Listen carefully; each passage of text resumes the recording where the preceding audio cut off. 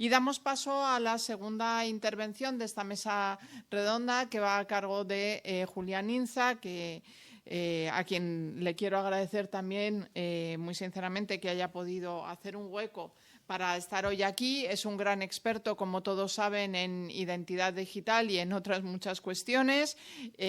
Trabaja en Procesia. Y bueno, también participa, es miembro de la Junta de Ametic, ¿verdad? Sí, la Junta Directiva, soy vicepresidente de la Comisión Blockchain. Exacto. Así que, bueno, pues es un gran experto y cuando quieras, Julián, adelante.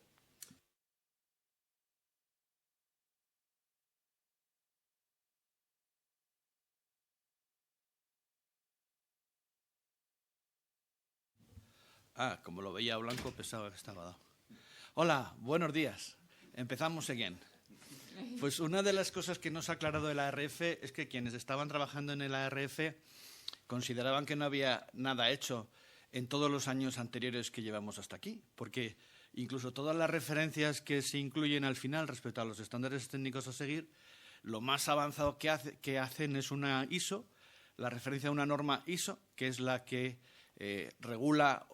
establece los requisitos técnicos del Mobile Driver License, precisamente una de las primeras cosas que ha implementado Apple en el contexto de la gestión de identidad. Recordemos que en Estados Unidos no hay carnet de identidad y en muchos estados, en concreto en el estado de Nueva York, existe el carnet de conducir de no conductores, de manera que la gestión de la identidad en estos países se vincula de manera clara con el carnet de conducir, con el Driver License, porque de hecho debe ser de los pocos instrumentos, de los pocos medios de identificación otorgados por el Estado que contienen una fotografía. De modo que en ese contexto es muy entendible que una de las primeras iniciativas de Apple sea implementar esto, y también se entiende que precisamente la adjudicación se haya llevado a cabo, la adjudicación de la primera de las licitaciones que mencionaba Cristina, se haya llevado a cabo a Stitale AB, que es una entidad sueca que implementa precisamente el Mobile Driver License en los teléfonos móviles. Yo creo que esto no es una casualidad, pero nos olvidamos de, 30, 40 años de desarrollo para volver en muchos casos a lo que fue el Pretty Good Privacy, la privacidad bastante buena, que era un mecanismo que estaba basado en que la identidad no me la decía una autoridad de certificación, sino que me lo decía una red de amigos, y mi nivel de aseguramiento de la identidad era mejor cuanto más amigos decían que yo era yo. Después de tantos años avanzando en temas de identidad, creando infraestructuras de servicios de certificación que inicialmente fueron pensadas sobre todo para securizar las comunicaciones por Internet, gracias al protocolo TLS, Trusted Ledger Security, pues en un contexto en el que además han tenido predominancia las entidades americanas, resulta que en Europa se publica el eIDAS, y ese eIDAS establece varias cosas y tiene varias carencias que también mencionaré. Pero una de las cosas que se menciona es que en el contexto del eIDAS 1 se pueden emitir QACs, Qualified Website Authentication Certificates. Pero qué casualidad que aunque el entorno de desarrollo normativo de Europa, en gran medida impulsado por el organismo de estandarización ETSI, que publicó las normas técnicas que permitían la emisión de certificados de web, pues resulta que algunos de los principales navegadores de Estados Unidos se cuestionan hasta qué punto es relevante una ley, o ya por decirlo, un reglamento respecto a lo que pueda acordar el sector privado en sus reuniones amistosas a la luz de un café. Pues, oiga, pues mire usted, si un Estado decide que cambia la hora, pues sus aplicaciones informáticas tendrán que adaptarse al cambio de hora. Si un Estado dice que en su teclado tiene que haber una ñ, pues sus aplicaciones tendrán que definirse para manejar las ñes en los teclados. Y si en un Estado, en este caso en toda la Unión Europea, un nuevo reglamento, pero que ya debía bastar con el anterior, dice que todos los navegadores tienen que aceptar los certificados de sitio web que cumplan con lo especificado en la regulación, pues usted tendrá que cumplirlo. Le gustará más o le gustará menos, porque hasta la fecha usted había hecho y deshecho sobre los requisitos que se tenían que cumplir para estar en la lista de confianza de los navegadores. Y es así como hemos conocido en muchos casos el desarrollo de los servicios de certificación, aunque el punto clave de esos servicios de certificación, tal como se desarrolló en Europa, era la posibilidad de emitir certificados electrónicos para la firma electrónica de las personas físicas y el sello electrónico de las personas jurídicas, junto con algunos servicios, como el que ya he mencionado, de los QACs. Bueno, pues estamos en este contexto Y algunos de los servicios que estaban en el reglamento eIDAS 1 funcionaban bastante bien. En concreto, se había conseguido sistematizar qué era un dispositivo cualificado de creación de firma, que ya empezamos mal con los nombres, porque no es un dispositivo cualificado de creación de firma, sino que es un dispositivo cualificado de custodia de claves, porque ese dispositivo también se puede utilizar para la gestión de la identificación. Esto es una de las grandes carencias del eIDAS 1 y sigue siendo una de las grandes carencias del eIDAS 2.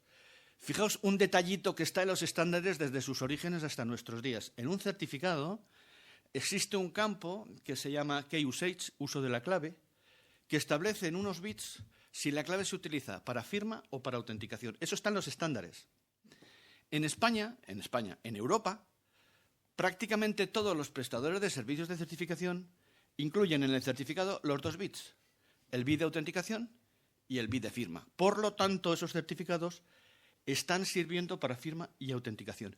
Y es la típica cosa de la que nadie habla, es como el elefante en la lavandería, que nadie dice, ¿qué hace aquí este elefante? Porque calcetines no lleva. Entonces, ahí hay una grave carencia que se estaba supliendo por la práctica.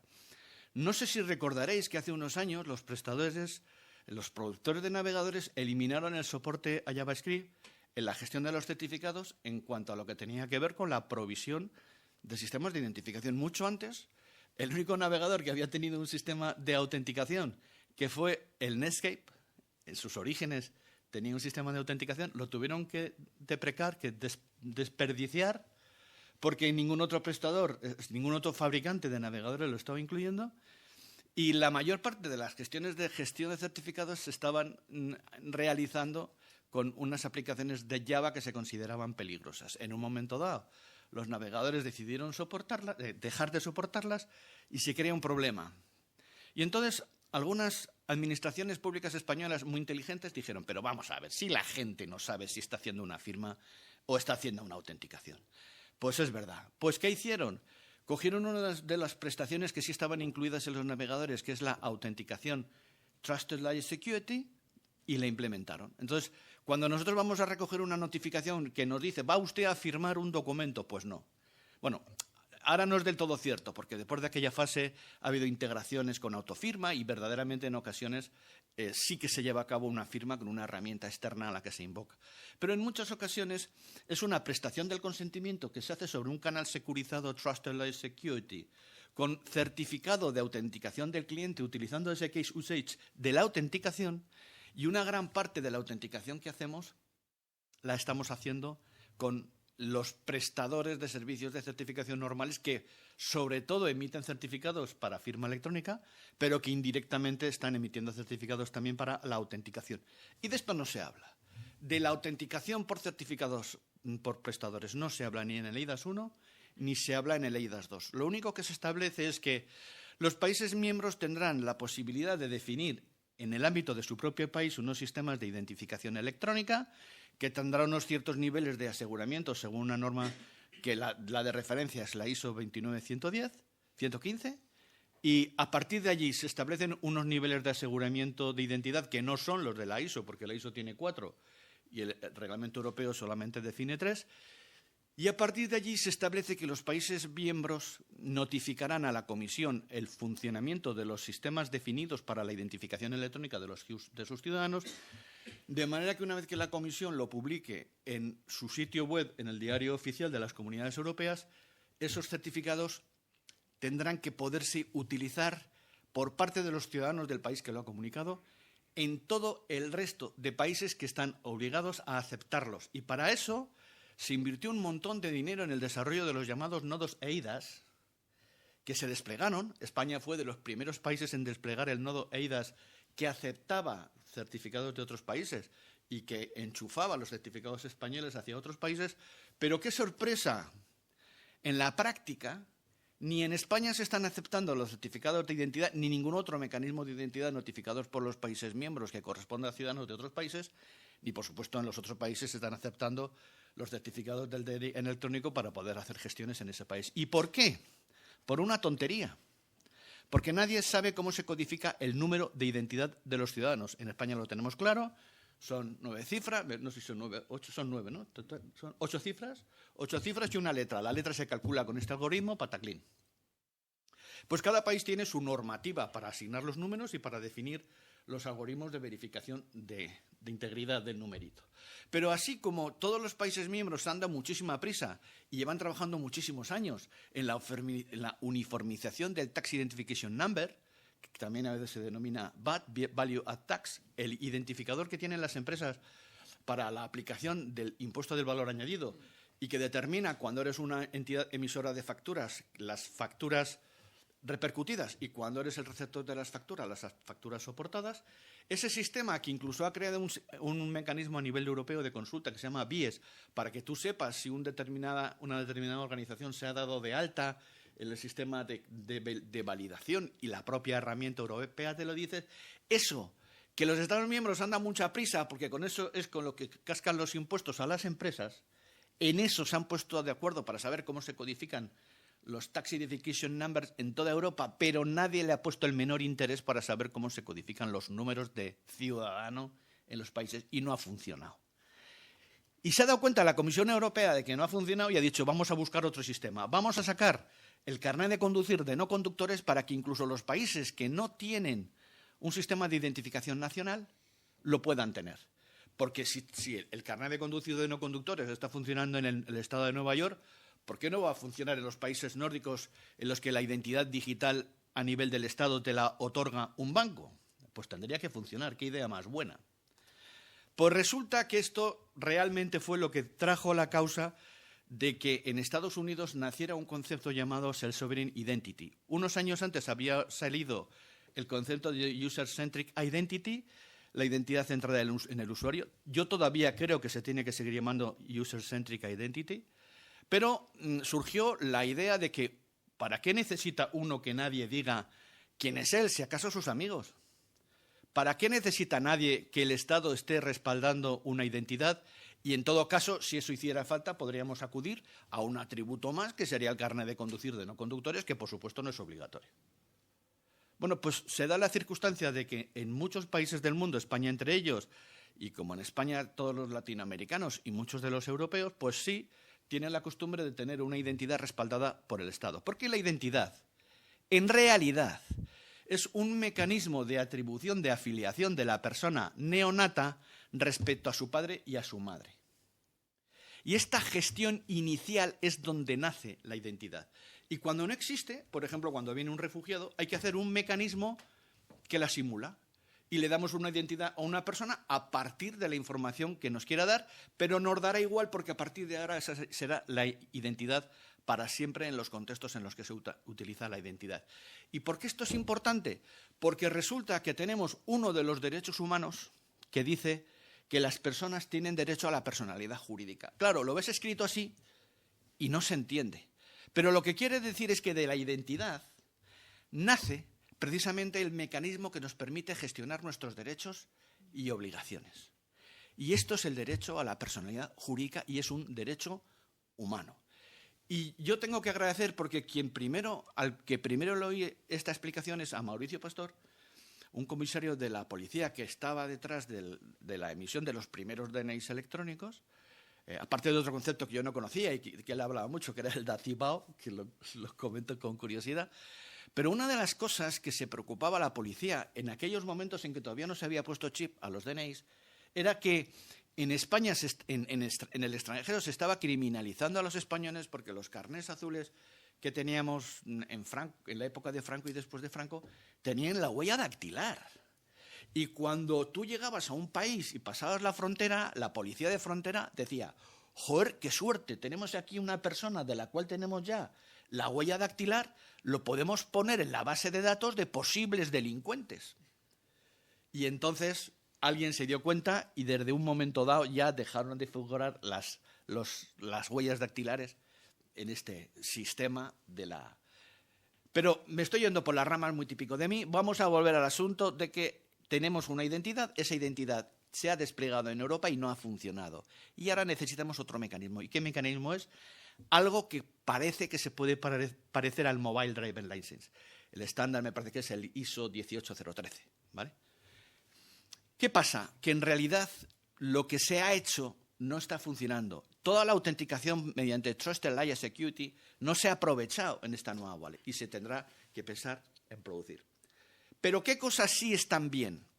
Están bien que ya no tenemos solo la identidad. Es más, una de las cosas que nos dice el ARF, el Architecture and Reference Framework, es que los datos de identidad personales ya no son elementos relevantes en la gestión. Tiene una cierta relevancia porque al final es la identidad respaldada por el Estado, pero no es el elemento crítico respecto al desarrollo de una normativa técnica porque, tal y como dice la última versión de la ARF, que por cierto la traduje ese fin de semana y la tenéis en mi blog en español, el que esté interesado, lo que dice es que los Personal Identification Data, o en español datos de identificación personal, tendrán la misma estructura que los denominados attestation, que yo me he permitido traducir por testimonio, y que ya nos manda a tomar viento todas las denominaciones que estábamos utilizando del Self-Sovereign Identity. Lo de los claims, las credenciales verificables, toda esa terminología se nos va a tomar viento. Y yo creo que se nos va a tomar viento el propio término de Self-Sovereign Identity, porque lo que ahora está llamando más la atención es la posibilidad de que el ser humano que gestiona su sistema de identificación tenga la potestad, por otro lado reconocida por el Reglamento de Protección de Datos de Carácter Personal, de que pueda otorgar su permiso para acceder a ciertos datos y retirarlo. Porque ese es el sistema que teníamos, no funcionaba porque uno no se acuerda de todos los sitios donde ha ido dando permiso para acceder a sus datos personales. Pero ahora, como nos va a explicar Carlos, ya sí podemos hacer que el sistema vaya registrando todos los puntos en los que cedemos voluntariamente datos personales y donde quizá el día de mañana optemos por retirar ese consentimiento. Y esto es una de las grandes oportunidades, de las grandes herramientas que va a proponer el nuevo sistema. Pero, ojo, de Self-Sovereign Identity ya tiene muy poco, porque se sigue basando en la identidad respaldada por los Estados. Es más, todos los testimonios que se emiten, en muchas ocasiones, bueno, todos los testimonios que se emiten van a tener que estar respaldados por un principio de autoridad. Y ese principio de autoridad es o bien la fuente del dato auténtico, o bien porque la entidad que suministra esa información es un prestador de servicios cualificados. Y para ello tenemos los términos traducidos de testimonios electrónicos de atributos, o testimonios electrónicos cualificados de atributos, que serían TEA o TECA, que sería el equivalente a los Verified Credentials que tenemos en el mundo del Self-Sovereign Identity. De manera que estos testimonios cualificados o no cualificados de atributos electrónicos los puede prestar, si no son cualificados, cualquier entidad que tenga el dato. ¿Quién puede darme el dato de un título universitario? La universidad que lo has pedido. ¿Quién puede darme un dato de una partida de nacimiento? El registro civil. ¿Quién puede darme el dato de una empresa? El registro mercantil. Luego, las fuentes de datos ya están definidas. Y esas fuentes de datos, tanto sean TECA o sean TECA, yo lo he llamado partes informantes en mi traducción, porque no son meros proveedores de información desacoplados de nada. Son los que proveen la información que el usuario quiere suministrar. ¿Y quiénes son los que reciben la información? Ahí se ha heredado en la versión inglesa de la ARF un término típico del mundo de la certificación que es el relying parties, partes que confían. Un relying party, cuando hablamos de certificado, es la parte que confía en una firma electrónica. Alguien emite un certificado con el que se realiza la firma electrónica y la parte que acepta la firma electrónica y que confía en ello, después de hacer unas comprobaciones que para eso están, esa es la parte que confía. Pero aquí no estamos hablando de meras partes que confían ante la iniciativa del firmante de proveer una firma. Yo lo he traducido por partes informadas, porque son las partes que piden la información. Tú te quieres apuntar en un máster, pues tendrás que proveer una certificación de que tienes el nivel que permite acceder a ese máster. Luego, quien te va a pedir la información es la universidad de la que te quieres matricular y la que te va a proveer la información necesaria es otra universidad que te haya dado la acreditación. De modo que tenemos que insistir en el concepto de partes informantes y partes informadas porque en la versión en inglés no está así de clarito. La versión en inglés tienes que saber ya de firma electrónica antes porque donde te pone QES, ¿qué es? Pues ¿qué es? ¿Qué es? Pues ¿qué es? Son las iniciales de Qualified Electronic Signature, ¿vale? Pero es que donde pone el cuadrito ¿qué es? no está hablando de qué es, está hablando de certificados cualificados. Y tendría que haber puesto certificados cualificados y ha puesto qué es. Y el que está en la pomada sabe que qué es. Vale, es una práctica habitual de los guiris, en concreto de los guiris del Reino Unido, bueno, y ya de todos los que usamos el inglés de manera habitual, utilizar qué es como sinónimo de certificado cualificado y no lo es. Claro, es muy cómodo el que es porque se utiliza para Qualify Electronic Signature, pero también se utiliza para Qualify Electronic Seal, y entonces es polivalente. Pero ojito, que los servicios cualificados de emisión de certificados son business as usual en el nuevo reglamento. Van a ser aproximadamente igual. La firma remota va a ser aproximadamente igual. Y una conjetura mía, porque no se deduce del AR, es ¿cómo es posible que los Estados miembros que tienen que entregar las wallets 18 meses después de que se apruebe el eIDAS 2, cómo lo van a hacer y qué identidad van a meter dentro? Pues mi conjetura, y el otro día lo chateábamos, es que no lo van a hacer. A ver, antes de que saliera la wallet, ya salió en el 2019 una norma que obligaba a todos los Estados miembros a producir unas tarjetas de identidad, que curiosamente se parecen mucho al DNI electrónico anterior y por tanto España fue de los primeros en adaptarse porque tenía mucho trabajo hecho, que además técnicamente se regula con las especificaciones que salió para la tarjeta de extranjero.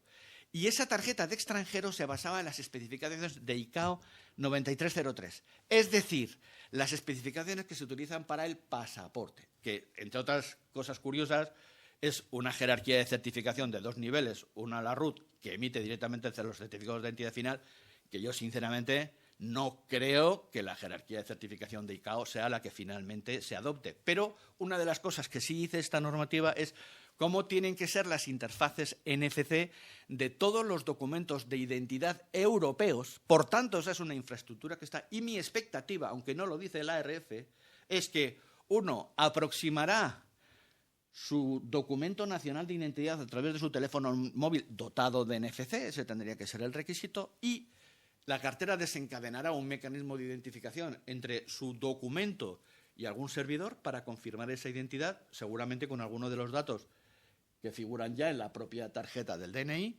y finalmente generarle la identidad en la wallet a partir de la que tenga en el DNI. Pero eso no se dice en la RF. Es decir, ¿partimos de la base de que los Estados tienen que inventarse un mecanismo nuevo o le vamos a sacar partido a que desde hace 2 años tenemos ya desplegado un DNI 4.0 en casi todos los países de Europa?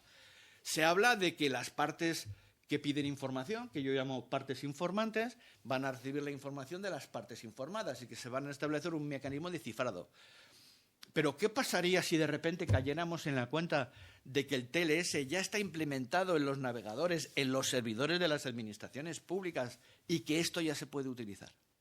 En fin, hay un conjunto de carencias que se tienen que resolver, que para eso creo yo que se hizo esta primera licitación. Y es más, la segunda licitación que se definieron, han salido 4 grandes proyectos piloto que tienen como misión desplegar esas wallets en sus casos específicos de uso.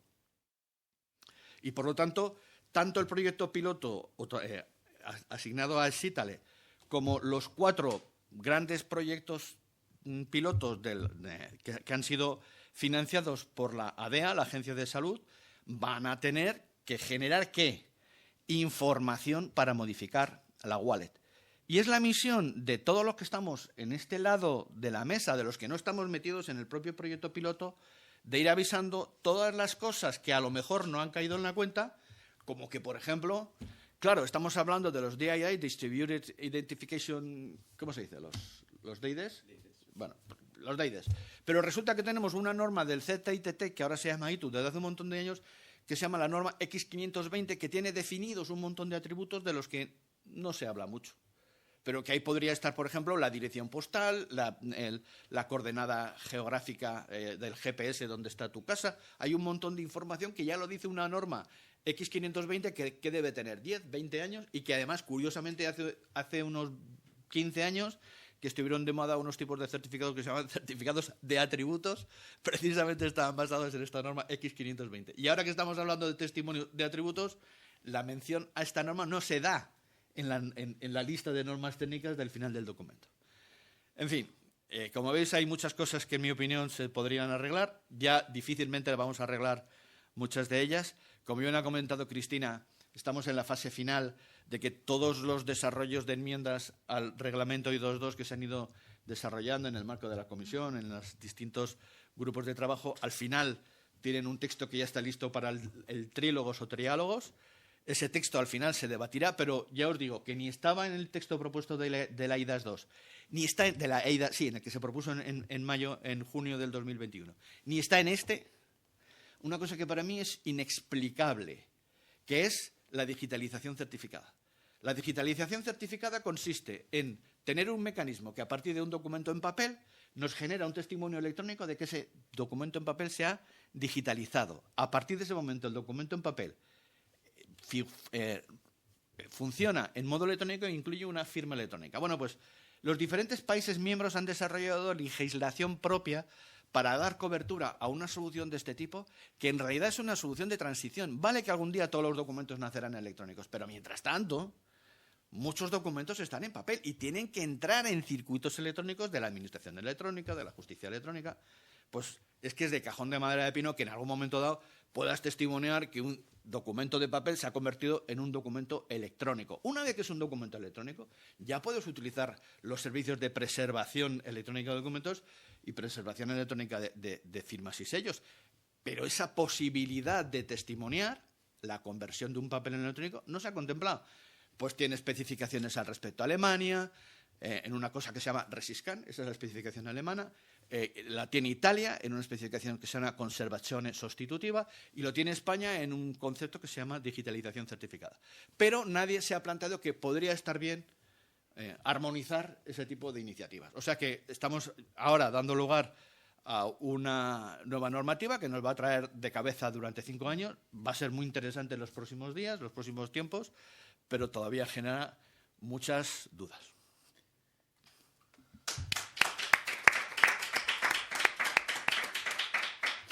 Pues muchísimas gracias, Julián, por una